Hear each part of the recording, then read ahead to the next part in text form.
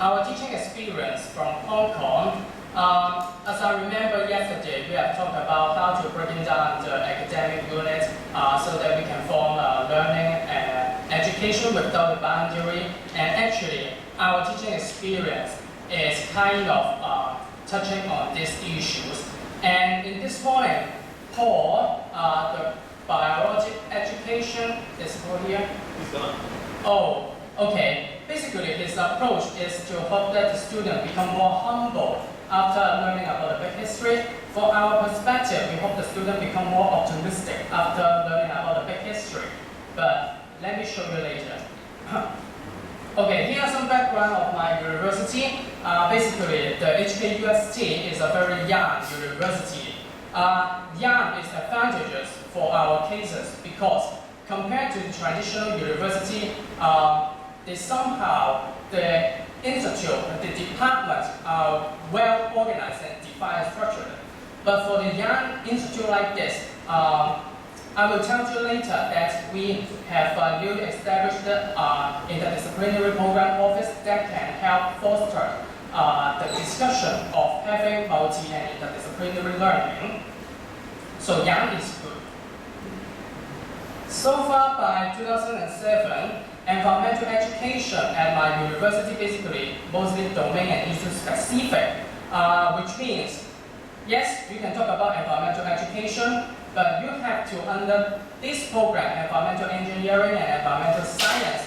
So we can talk about the air, you can talk about the water, ocean, and so on, but you have to under this program. So basically, we do not have any general education course on microscopic environmental issues, so low broader picture for the student. And the picture down below basically is the Global Environment Outlook Report 4 and the IPCC Assessment Report 4. In 2007, with regard of this opportunity, our school basically have a very good establishment of the interdisciplinary program office in 2008. We call it as an office, we don't call it a school, because the doctrine is learning without boundaries. Originally at HKUST, we have another 4 schools, School of Business and Management, School of Science, Civil and Engineering, and Humanities and Social Science. So this interdisciplinary program office tries to embrace some multi and interdisciplinary subjects like environmental studies.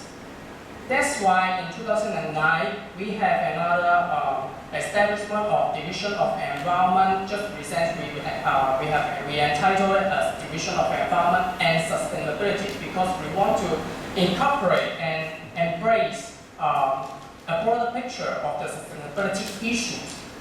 So back into 2009, we launched a new general education course on a broader picture to talk about the environmental issues, climate change, risk, mitigation, and adaptation. So here is the curriculum. At that time, we have been using it for 6 years.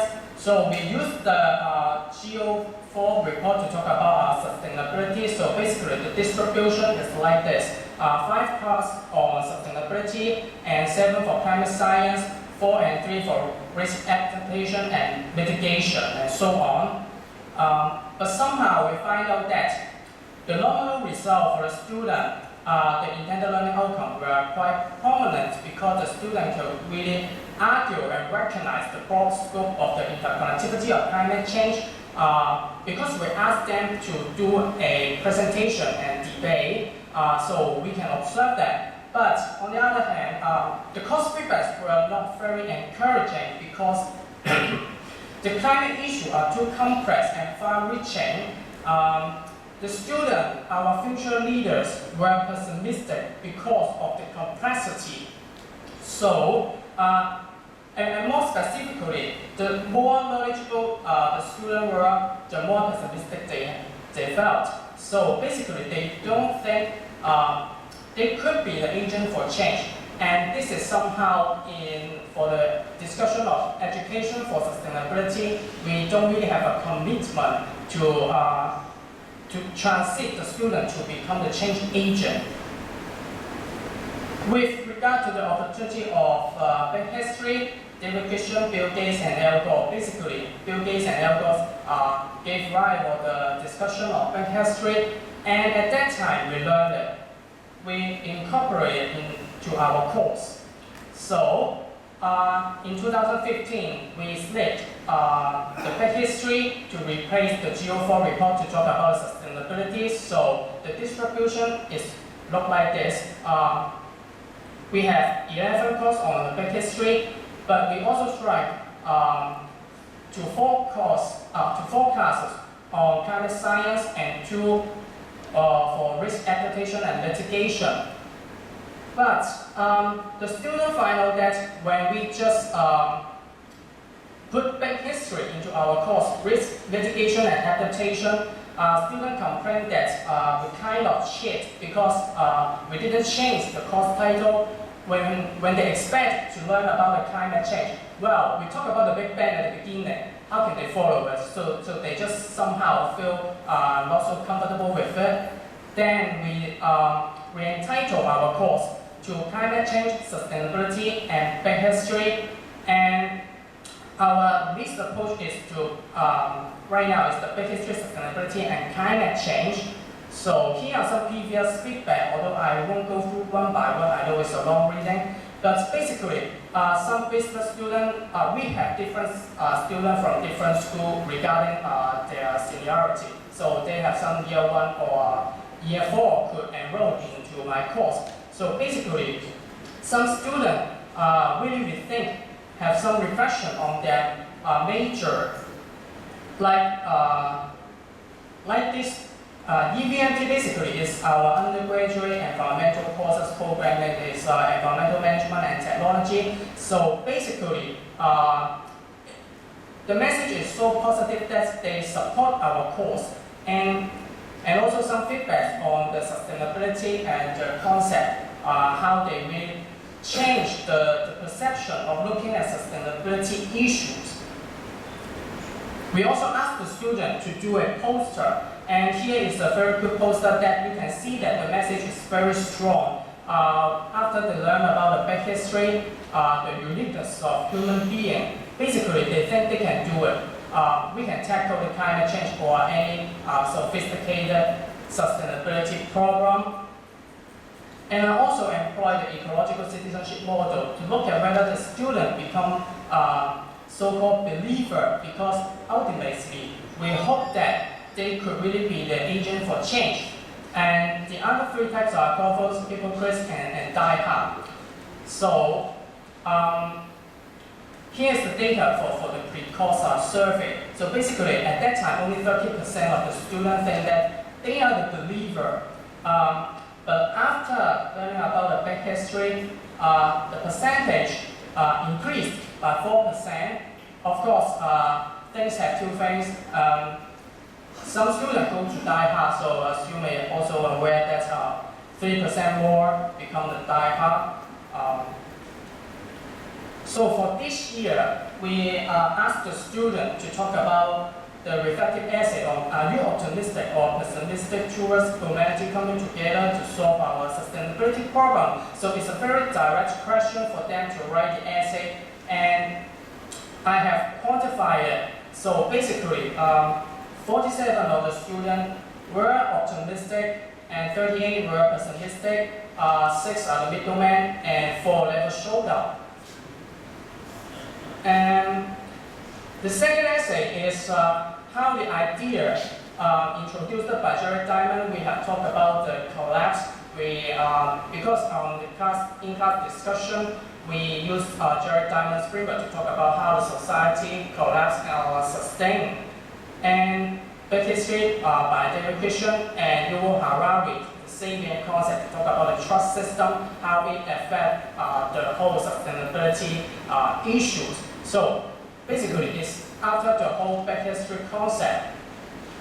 Remember the 38 pessimistic student? Okay, now 28 of them indicate that they were more optimistic, and 8 were undecided, and 2 still remain pessimistic. So for the 6 middlemen, you can see that 4 of them will become more optimistic. And for the 4 level who never showed up, they still never show up. So history cannot change that, alright? Okay, it's a joke. But you can see that it's very clearly, you can see the trend. But I have to mention that this is, right now at this moment, it's a very prelim result and rough result. And I would also like to have some local collaborations update. In 2017, we have a collaboration with the Hong Kong Academy for Gifted Education. So basically, their member are the secondary student in Hong Kong, recognized as so-called gifted student or honors student. So in 2017, we invite different professors from different universities in Hong Kong to deliver a topic so that it's a prototype of our first Big History summer camp. It's every Saturday, the student will have 3 hours of lecture, but somehow we find out that the student may not join the whole program because you may see that it's starting from February to May, so basically it's quite a long time, so we can't really hold the same student. So in 2016, we changed our approach to a more intensive summer camp. Basically, it's 1 week. The students have to attend the lectures and also do a lot of presentation and sharing, exchange workshop. And I would also say that 2018 was a very fruitful year for the Big History development in Hong Kong because first, we have invited the International Baccalaureate Middle Year Program Manager in Milan to talk about how IB look at Big History, how they would like to incorporate it in their middle year program. And we also invite David Christian to come to Hong Kong to talk about the origin story at HKUST and also in the Royal Geographical Society Hong Kong. And finally, be the judge of our student presentation. And it is also one of the activities that the Hong Kong Academy Education 10th anniversary. So basically, this is what we have done in 2018. So I would say it's quite fruitful for the development. And for 2019, we have tried new things.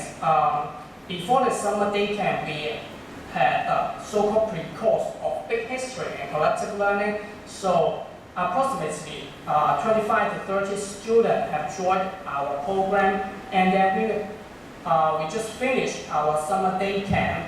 The setting is much likely to the 2018 one, so it's lasts for the whole week. But the result is not yet out because it just last week. But basically, I would say that the summer day camp was a success because in the student-led discussion, we can see that the students talk about something that the traditional discipline couldn't really give them, like talking about the governance collapse of different systems. They would like to also talk about the consciousness, artificial intelligence, and human position in the whole cosmic evolution. So basically, I would say that the whole program was quite successful. And, well, I think that's it. Thank you so much. Thank you, Aidan. And Victoria, start coming down. Questions or comments? Yeah. Very interesting. I like this experience. And I'd like to ask you something, because in Italy, we had some changes in the last years. We had before this keyword for the climate change and environmental issues, that is sustainability.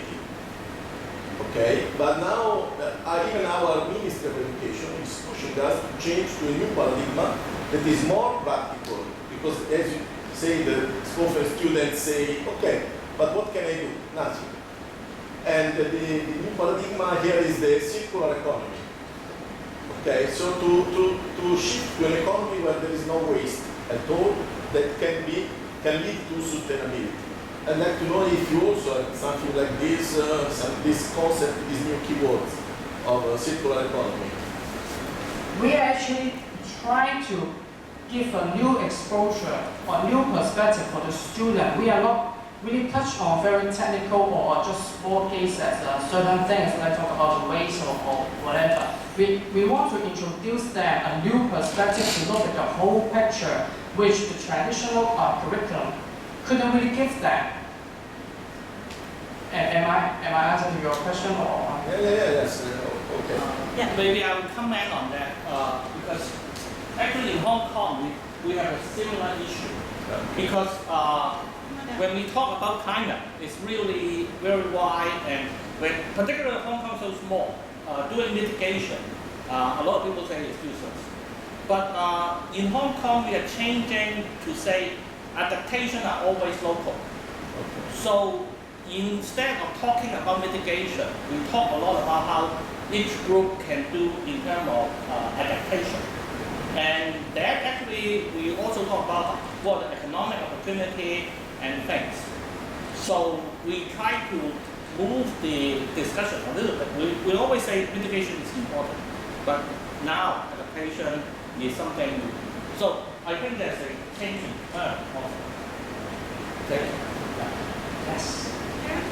Yeah. Oh, there you are. So, Maria, I would like to ask you, as a PhD student in environmental studies, so very crude environmental studies, governance of environmental change, including climate change, adaptation, mitigation, climate, flood risk assessments, modeling of climate scenarios.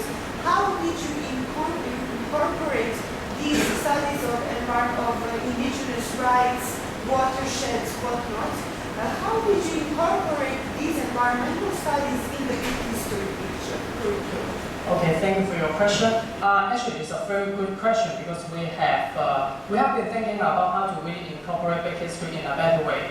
For our course, we have a commitment to talk about the climate change. Of course, we can also talk about other like poverty, how to deal with poverty, social justice, mobility, or so on and so forth. But we only have 13 weeks, so we couldn't really put everything on, and we also have 11 class on big history. So basically, when in the previous year, after we talk about the formation of Earth, we will talk about the climate science, we will talk about the climate change, and then we will talk about the climate problems right now, and then we will just move on to the next threshold. This is what we have done in the previous year. For this year, we want the student to have more solid information before learning about the Big Bang. So we talk about the IPCC assessment report first, and then we tell them, well, actually, we have a broader picture to look at whole sustainability issue, and climate change actually is just one of the many sustainability issues. You can also consider actually AI is also threatening our humanity. So it's just a perspective for them to look at. Of course, we cannot really put everything on. Of course, we want to talk about justice, governance, and so on. Yeah. Thank you. All right. Thank you. Thank you.